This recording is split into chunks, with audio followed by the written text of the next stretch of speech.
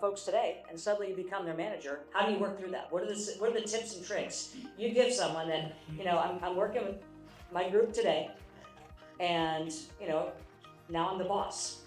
What are the steps that you take to get your employees through that?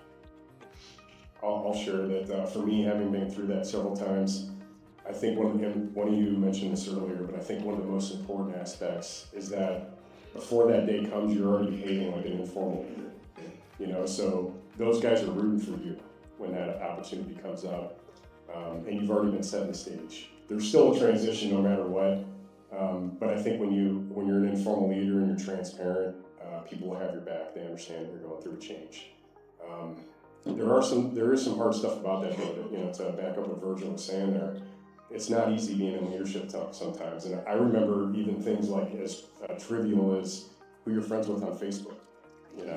That's an issue now when you're in leadership, and that's the kind of when I say you're wired different in leadership, you have to be willing to take on other people's perceptions. Your intentions aren't good enough anymore. We assume that you're high integrity and all those things if you made it this far, but now you got to be willing to take on other people's perceptions, and that's tough. That's a great answer. Anybody else want to comment on that one?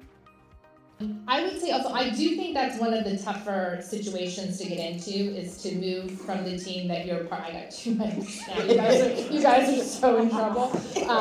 So I do think it's the toughest move to go from a team you're a part of to managing because of what you were saying. And ideally, if you can kind of be seen as a leader. But I think you have to have really clear communication and transparencies in those instances. And honestly, in the situations I've been in, I've just had those open conversations with the team, like, I'm the leader now, I'm gonna make some stumbles, I'm gonna make some mistakes, you guys know me, you know my intentions, and I'm gonna call you higher, and in return, I'm gonna ask you to call me higher. And really having that relationship where you've grown, but you need their help to continue to grow, and really kind of driving that, and as always, making sure that they feel like they're part of the process. Another instance that can be difficult is when someone on your team and you went for the same role and you got it and they didn't. And I really do think that warrants a one-on-one conversation. It could be a difficult conversation, but I think that's always a great conversation to have, and you can kind of create an ally out of that person. So those are kind of some of the things that I do in those situations. I really agree with that, taking that head on, and I think that kind of ties into what Virgil was saying about not being afraid of conflict. I think setting those boundaries, who your friends are, who's gonna test your new position, your authority, who you're gonna have challenges with, who might have their feelings hurt that you went up against for that position. And I think just taking it head on is the best way. And people respect that. They respect that from us. And we're talking a good bit about people leadership, but you don't have to have direct reports to be an incredible leader.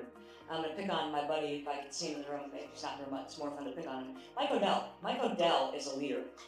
Everybody know Mike Odell? If you don't know Mike Odell, where you been? Mike is a distinguished engineer. He doesn't have any direct reports, and if I'm speaking incorrectly, he can yell at me, but Mike, I worked with him for a long time, and he is a leader. And he's leading without having any direct reports. So there's always that avenue as well, to be that influential leader, even though you're not leading those people directly, you're leading them indirectly through influence. I'm going to turn over to questions in the audience in just a moment, but I have one more quick question for the group there. Talk about leadership in owners versus renters, please. Who wants to go first?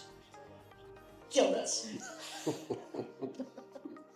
No, I don't, because it may not come out right.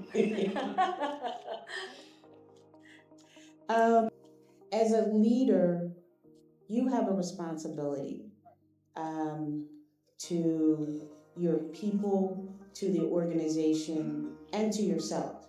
And you really have to come at it as the perspective of, this is your business, this is your group, this is your team. And I always put myself in their shoes. How would I want to be treated if they were my leader or my leader was talking to me? So I treat everyone as if we're all a part of the bigger picture of the organization. I seek their feedback, I engage in them, but sometimes there's situations where I have to make the decision, and I'm crystal clear with that. I have that conversation with them at all times. but I also make sure that they have a seat at the table when we're having open conversations, and that their input and their influence is incorporated into any decision-making that I do. It is important that we own it as opposed to passing things off to others. You have to step up and be accountable, and if something goes well, I pass that on to the team. It's not mine, because I couldn't do it by myself. There's no way under the sun I could do half of the things I do without the help of my team. But on the flip side of that, if something goes wrong, I take responsibility for it, because at the end of the day, the buck stops here. And so that is my mantra pretty much all the time. My guys know through thick and thin, I'm gonna fight for them till the end of the, I have all males. I will fight for them and be much louder than anyone could possibly be for them at all times. But on the other side, if they mess up, I will have a candid conversation, but we work through it collectively, so. Thank you for taking one. Kathy, I'll jump in on this. Ownership versus renting, to me, it's about a sense of proprietorship about your business. And I believe that that starts with the leadership. We have to, it's in our behaviors, you know. And I love what you said about engaging the employees and asking them for their feedback, their ideas, their input. That creates owners, you know. Our behavior and our actions create mini owners all over the company. And I'll tell you, I feel so blessed to be at Armstrong because I'm surrounded by proprietors. Everybody in this room that has an Armstrong shirt on cares deeply about the company's success and the success of the person standing next to them in the company.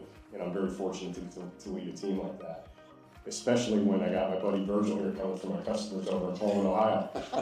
These guys care about that, and they're fired up about it because they're proprietors, you know, and I think that makes a big difference. Renters, they're just watching the news headlines. They're not in the fight. You know, they're just in it for the paycheck, and what happens tomorrow, it doesn't matter to them. Owners, it's totally different, very passionate, very dedicated, very committed to the cause. And I think you bring up a good point there, because I think what makes someone an extremely effective leader is that it starts to organically spread throughout the organization. So as a leader, I have to own the messaging, I have to own that. But when I've really made my impact is when I see my team owning that and standing up for each other and holding each other accountable and calling each other higher. So creating an environment where people feel psychologically safe to do that and have those conversations is really impactful. So you have to own things, but I think understanding on your team who is an owner and who is a renter, and how that flexes your team and how you have to flex as a leader to respond to that is really, really critical. I will tell you as a leader, one of the hardest things to do is when you get a message and you may or may not agree with it, but you're going to own it now. But finding an authentic way to own it. So you can't say like, hey, guess what came down from corporate today? But you also want to say to your team, like, this is what's happening, here's the why, this is why I think we can benefit from it. These are some obstacles that I want to be on the lookout for, and I'm going to need you guys to pull together to help me push this through. And kind of being open and honest about it, but really having that ownership, and then really trying to drive that ownership to go organically in the team. I love what you said right there, and I just got to jump in on it real quick. I think it is so important for leaders to take ownership of the tougher messages. Yeah. It's easy to be the leader when there's good news. Hey, great news, we're getting good raises this year. Congratulations on that promotion. But who's going to stand in the fray when it's a tough discussion that we have to have? It's more important than ever, I think, to take ownership in those moments, and if you don't do it, you're giving away all your authority. Okay, so great panel of leadership. We've got an opportunity to ask them questions, and you all wanted to learn more about leadership, and I'm certain that we did not ask all the questions and answer all of your questions. So, who's got questions? While we're warming up, I just want to let everybody know this is not a Busch Light as much as I would have liked that. It's can of water. It's a White Claw. Those are fight words. Okay, questions for the panel. Anybody? All right, who in the room is not a people leader today, but wants to be? Couple people? Okay, I'm gonna pick on you. What question have we not answered that you would like an answer to? Yeah, I did. I'll come back. Okay, I'll come back. Who else wants to go? We have to have a question for this panel. I might have a question for the group. Yeah, go ahead. So who are leaders? Anyone raise your hand? So what is the greatest challenge you've had to overcome as a leader? Anyone pick it. Who's going to be bold enough? Man, I got like 10 things popping in my head. Yeah, I was like, get people like Danielle.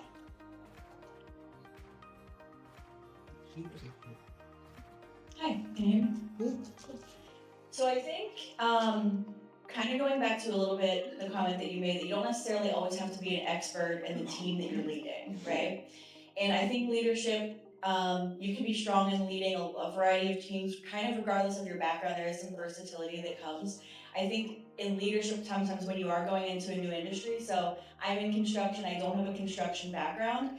I know that other people can kind of relate who have hopped around with their career a little bit. There's some effort there in building that credibility, but I think a lot of the focus and the skill set and the ownership and the relationship building is part of what makes that transition possible. So I think, I know that we have a lot of people here from a frontline technical perspective, and I think a lot of people think about leadership and I'm gonna move up as a supervisor in that realm. I actually think that you can even potentially think bigger than that because there's a lot of versatility that comes. There can be that challenge with building credibility when you do that, but it's going back to the growth mindset, taking risk, can be a really, really cool thing as well. I think she talked a lot about taking the risk and making herself uncomfortable to go into that construction role. Remember when you did that? That was a big deal. Other people in the room.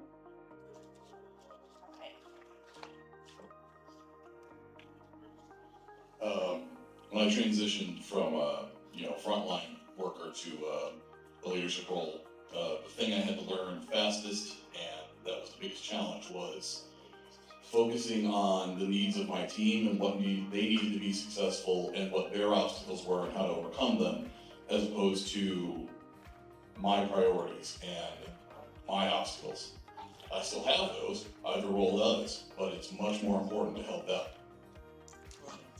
Absolutely. Very good. Anybody else? Excellent. Getting my steps in. So I think as a leader, one of the challenges that I've come across in my career is getting people to be open to change. So early in my career, I was working on something and I was automating a process that was very manual and labor intensive. And I had my peers around me going, "Why are you doing that? You're automating yourself out of a job." They didn't have that growth mindset to understand that change, your job today doesn't always look the same tomorrow. And that's how we get better, right? Just think about the technology, the world that we live in. If we had that attitude, we'd be still on dial-up, right? So getting that through to the team and having that get that bigger picture sometimes could be a little bit difficult, especially on a tenured team. That's fantastic. I don't think a big thing, no matter what is happening, is change is constant. I think if you, just looking at the vendors and the equipment that we see in the room, it's constant change. And it's always good when you have a team and you're managing people to think about what is changing, how are my people being impacted. There's always fear. I'm working myself out of a job. Well, you're not working yourself out of a job, you're working yourself into your next job, is what it is. So it's always good to take a moment and think about your people and say, how are they being impacted? What's the why? Share the why with them, and then bring them along on the journey. I'm not working you out of a job. I am automating the busy tasks so that you can focus on the more important, more technical tasks. But whatever the change is, bring your people along on it. Whether it's new technology, a new manager, a new leader, a new organization, always think about how they're impacted and how you bring them along on the journey, how you overcome their fear of change. Comments on managing change? I'd like to comment on that one, Kathy. We just had a leadership summit last week, and we were talking about all the different aspects of leadership and the skills that are involved with it. And to me, there's a lot. There's a lot there and a lot to discuss, but one of the most important aspects that we discussed, it kind of all culminates into this, is being that agent of change. Human beings have a hard time with change. It's just the way we're wired naturally. It's everybody. But someone to step into that change environment and know the way to go, the way to show the way. That's what it's about to me. So all the effort that you put into rapport building, relationships, investing in others, helping them get where they're going, at the end, it's all about building enough trust that they'll follow you through a change environment. For me, when I think about that question you asked about the toughest leadership moments, I thought those were amazing answers and I could relate to every one of them. kind of coming at it from a little bit of a different angle, instead of topical, more situational. The one that just stands out to me, you know, and I might have a little PTSD from this still, it's the pandemic. You know, and it's, you say that now and it's like a dirty four-letter word these days, but when you go back to that first week, that first month of the pandemic, you know, where I knew all these guys in this room are thinking about, what are we doing? How am I gonna be safe? And, you know, what's the way forward on this? And not having all the answers. And worrying about people's safety. It wasn't just a business decision. We were talking about health and safety. And worrying about our customers. And, you know, the elderly woman living on her own with phone service that goes down, and how are we gonna help her? And navigating all that. But I'll tell you, I hope we never go through anything like that. That's a t-shirt I never wanna get again. But to me, that was the toughest leadership moment I've ever been through, and also one of my proudest when I saw how our team rallied together to come through that. And I really felt the support of the team behind me in our decision making. You know, proud of the decisions the company made. Anybody else? Comments on managing your teams through change? You know, I think today's environment is a difficult one. So I spent a lot of time on the road. Nicole and I are out and about. We've got 24 different FMAs within the region. I think I've spent time with about 8 or 10 of them over the last 2 months. And one of the first questions I get is, what's up with my job security? Right, so you talk about, you know, navigating through some tough times and some tough questions. I think all the things that were said today about connection, relationship, trust, you know, having each other's back, you know, I'm not going to give the corporate answer, but I'm going to give my team my perspective and what I believe, and the cards that I think we're holding. I think they're really good ones. And my challenge to the team is, if you continue to focus on the things that you have direct control over, control that, be good at your job, bring value to the team, bring value to the table, we're going to navigate through this tough time, right? So certainly agree with Mike's point about the pandemic, but I do think that we're living in tough times today, and our teams are looking at us and how do we navigate through these tough times. So Virgil, you must have been in my brain, because you took half of what I was going to say. In my career, prior to coming to SCTE, I worked in the insurance industry. I worked for basically one company for 28 years and went through 6 mergers and acquisitions, 6, and maintained through each and every one of them. And the piece that I always told my staff was, you do X and you do it well. Focus on executing and focus on the pieces you can control. Continue to do what you do best. We will work through this together. It's open and honest communication, letting them know, and I'm transparent. What you see is what you get. And so I'm like, hey, guys, here's what I know. And I will make it as simplistic as possible, but I will also be honest and say, there are pieces of this conversation that I can't talk to you about, but I tell you everything that I can. And I walk them through how they can be better, do better, how they can make this work, and focus on the things that you can control. You cannot control who signs what and if this deal goes through or this change happens or it doesn't. You can't control that. So do the things that you do well, execute extremely well. If you have a moment where you want to holler and scream, come in my office and holler and scream. It's okay. It's between you and I. And then you get it off your chest, and let's go back to doing what we do best. Great answer. I know we're just about at time. I just want to look at the audience and see if there are any questions for the awesome panel before we start to wrap up. Okay, and I have another question for the audience. For those of you that are leaders or want to be leaders, how many of you have a mentor? Is there anybody here in the room that's looking for a mentor? Don't want to raise your hands. My point would be, if you are looking for a mentor, there's a number of people here today that you might want to connect with and say, hey, I'm looking to grow in this area. Get a mentor. They're wonderful people to bounce ideas off, to talk to you about their journey and work through things. So having a mentor or mentors, multiple ones, is a great thing to think about as you want to start to increase your leadership, increase any skills that you have in your toolbox. So I'm just going to thank the panel here for doing an awesome job. Please give them a hand.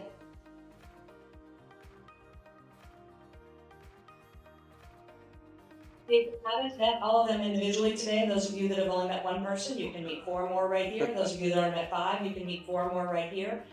Thank you all for your attention, and have a good rest of the afternoon, and let's see who's gonna win this thing.